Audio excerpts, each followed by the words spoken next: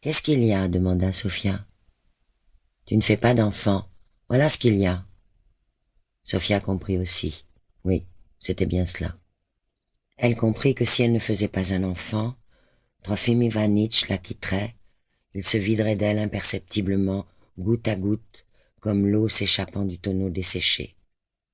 Celui qui depuis longtemps se trouvait chez eux dans l'entrée, et dont Trofim Ivanitch depuis longtemps devait refaire le cerclage, mais il ne trouvait jamais le temps.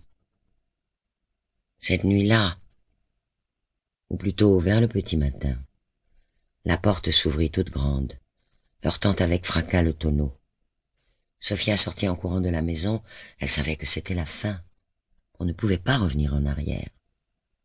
Sanglotant à grand bruit, elle courut vers le champ de Smolensk, où quelqu'un faisait craquer des allumettes dans le noir. Elle trébucha, tomba, ses mains s'aplatirent dans quelque chose d'humide. Il fit jour, elle vit que ses mains étaient pleines de sang. « Qu'est-ce que tu as ?» crié, demanda Trofim Ivanitch. Sophia se réveilla. Mais le sang était bien là.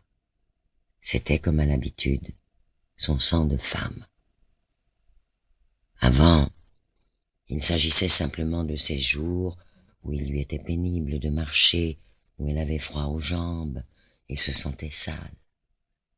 À présent, c'était comme si on la faisait passer en jugement, et chaque mois, elle attendait le verdict.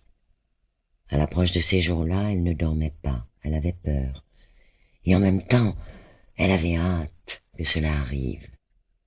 Si, cette fois, cela ne venait pas, si elle était... Mais rien ne se passait. Il y avait en elle une fosse vide. Elle l'avait remarqué à plusieurs reprises, la nuit, lorsque, toute honteuse, elle s'enhardissait à appeler à voix basse Trofim Ivanitch pour qu'il se tourne vers elle. Il faisait semblant de dormir.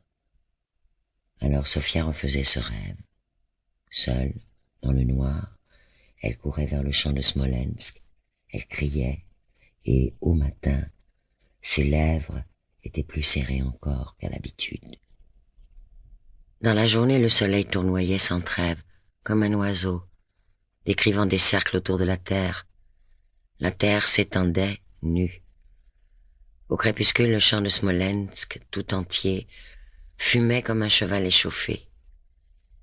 Par un jour d'avril, les murs étaient devenus si ténus qu'on entendit distinctement les cris des gamins au dehors. « Attrape-la! Attrape !» Sophia savait qu'il s'agissait de la fille du menuisier Ganka.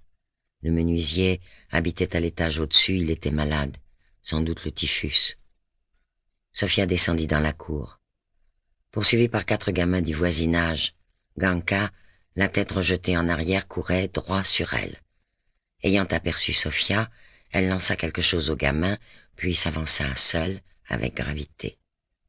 Ganka sentait le chaud. Elle respirait rapidement.